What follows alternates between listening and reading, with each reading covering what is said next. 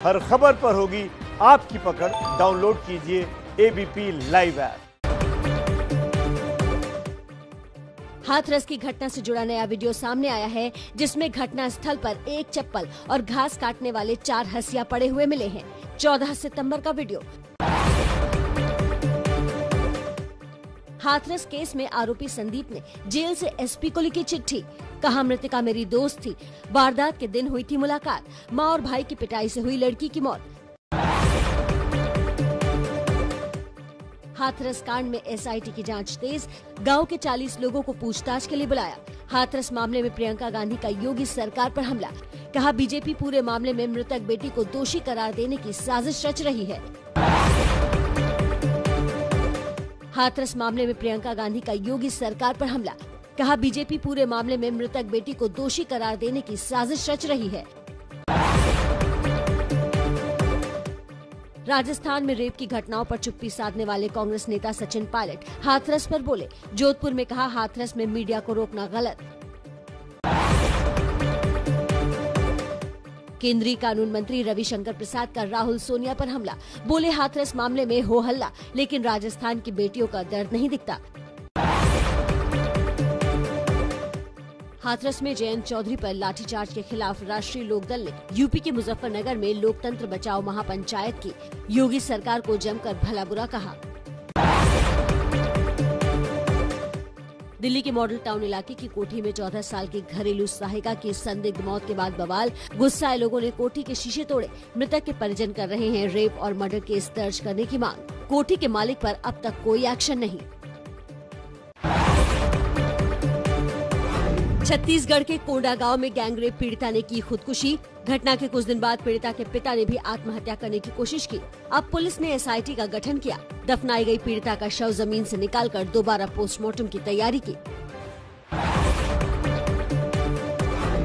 लखनऊ के पास निगोहा में 8 साल की मासूम से रेप का आरोप। आरोपी गिरफ्तार। नाबालिग को मेडिकल के लिए भेजा गया। यूपी के बागपत में नेत्रहीन दिव्यांग से रेप के आरोपी 3 दिन बाद भी पकड़ से बाहर। पुलिस की 3 टीमें कर रही हैं इलाके में छापेमारी। यूपी के एटा में नाबालिग से रेप का आरोपी गिरफ्तार। पॉस्को एक्ट के तहत केस दर्ज। मुंबई पुलिस का बड़ा खुलासा। रिपब्लिक भारत चैनल टीआरपी के लिए पैसे देकर करता था घोटाला। चैनल के अकाउंट सीज हो सकते हैं। अर्णव गोस्वामी से पूछताछ भी हो सकती है। मुंबई पुलिस कमिश्नर परमवीर सिंह ने कहा, रिपब्लिक भारत चैनल ने टीआरपी के लिए पैसे देकर टीआरपी मीटर चैनल लगवाए। रिपब्लिक के अलावा 2 और मराठी चैनल भी बेनकाब। मुंबई पुलिस कमिश्नर परमवीर सिंह ने कहा, मुंबई में रिपब्लिक टीवी चैनल के लोग बार के पूर्व कर्मचारियों के साथ मिलकर टीआरपी घोटाला कर रहे थे। धोखाधड़ी का केस दर्ज। मुंबई पुलिस के आरोपों पर टीवी रेटिंग एजेंसी बार्क ने कहा, पुलिस की जांच में सहयोग करेंगे। बोली, नियमों का पालन करते हैं। रिपब्लिक टीवी ने भी आरोपों से इनकार किया। जेल से रिहा होने के बाद रिया चक्रवर्ती ने गुरुवार को मुंबई के सांता क्रूज पुलिस थाने में हाजिरी लगाई। बॉम्बे हाईकोर्ट ने रिया को हर 10 दिन में थाने में हाजिरी लगाने का आदेश दिया है। बीमारी से जूझ रहे केंद्रीय मंत्री रामविलास पासवान का 74 साल की उम्र में दिल्ली के अस्पताल में निधन। कल पटना में होगा अंतिम संस्कार। पासवान के निधन पर राष्ट्रपति, प्रधानमंत्री और गृह मंत्री ने जताया शोक। प्रधानमंत्री मोदी ने कहा, रामविलास पासवान के तौर पर निजी दोस्त खो दिया। रामविलास पासवान के निधन पर सोनिया गांधी और लालू ने जताया शोक। लालू ने ट्वीट कर कहा, 45 साल के जीवन में एक साथ लड़ी कई सामाजिक लड़ाइयों की यादें आंखों में तैर रही हैं। रामविलास पासवान के निधन पर उनकी कर्मभूमि बिहार के हाजीपुर में शोक की लहर। गमगीन हुए लोग। बिहार चुनाव के लिए एलजेपी ने जारी की उम्मीदवारों की पहली लिस्ट। पहली लिस्ट में 42 उम्मीदवारों के नाम। एलजेपी अध्यक्ष चिराग पासवान ने 24 सितंबर को बीजेपी अध्यक्ष जेपी नड्डा को चिट्ठी लिखकर कहा था, नीतीश कुमार के नेतृत्व में एनडीए की हार होगी। बिहार चुनाव में जेडीयू से टिकट नहीं मिलने पर पूर्व डीजीपी गुप्तेश्वर पांडे की सफाई। कहा, राजनीति में बहुत मजबूरियां होती हैं, मैं हताश नहीं हूं।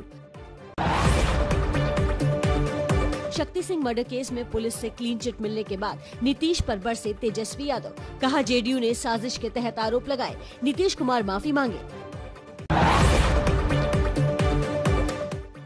बिहार में उपेंद्र कुशवाहा की पार्टी के साथ मिलकर ओवैसी ने बनाया grand democratic secular front. Owaisi ने उपेंद्र कुशवाहा को बनाया सीएम पद का उम्मीदवार। पूर्व आरजेडी नेता रघुवंश बाबू के बेटे सत्य प्रकाश जेडीयू में शामिल।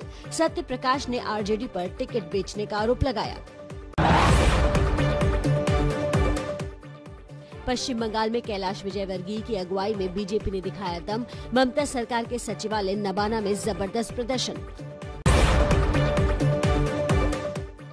पश्चिम बंगाल में बीजेपी नेताओं की हत्या के खिलाफ उबले बीजेपी कार्यकर्ताओं पर लाठीचार्ज, रंगीन पानी की बौछारें। रिजर्व बैंक आज सुबह 10 बजे मॉनेटरी पॉलिसी का ऐलान करने वाला है। जानकार बता रहे हैं, कर्ज पर आपका ब्याज कम होने की उम्मीद है। पंजाब में नहीं थम रहा पराली जलाने का सिलसिला। अमृतसर से आई तस्वीरें, किसान बोले मजबूर हैं, क्या करें। भारी बारिश से सब्जियों के दाम आसमान पर। भोपाल और रायसेन में अमूमन हर सब्जी की कीमत करीब 100 रुपए किलो। यूपी के मुरादाबाद में लूटपाट करने वाले गिरोह का भंडाफोड़। 2 बदमाश गिरफ्तार। दिन में सब्जी बेचने का काम करते थे और रात में अपने महंगे शौक को पूरा करने के लिए राहगीरों से लूटपाट। अलीगढ़ मुस्लिम विश्वविद्यालय कैंपस के एथलेटिक ग्राउंड में गोली चली। गोली लगने से सोनू नाम के युवक की मौत। पुलिस ने 2 पूर्व छात्रों को गिरफ्तार किया। राजस्थान के सीकर में बैंक कर्मचारियों और स्थानीयों की सूझबूझ से बैंक डकैती नाकाम। वारदात की तस्वीरें सीसीटीवी में हुई कैद। कोरोना में अपनों ने भी छोड़ा मौत के बाद परिजनों का साथ। अंतिम संस्कार तो क्या, कोई अपने घर वालों की अस्थियां लेने भी नहीं आता। गुजरात के भरूच में अब तक 200 लोगों का घर वालों के बिना डॉक्टरों और सामाजिक संस्थाओं ने किया अंतिम संस्कार। देश में कोरोना मरीजों की तादाद 68 लाख के पार। कल देश में 78,000 से ज्यादा मामले सामने आए। करीब 1,000 लोगों की मौत।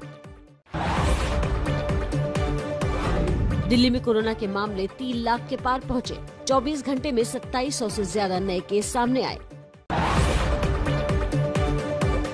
खुदकुशी करने वाले पूर्व डीजीपी और 1973 बैच के आईपीएस अश्विनी कुमार का शिमला के पास अंतिम संस्कार। अश्विनी कुमार नागालैंड के पूर्व राज्यपाल, हिमाचल प्रदेश के पूर्व डीजीपी और सीबीआई के चीफ भी रह चुके हैं।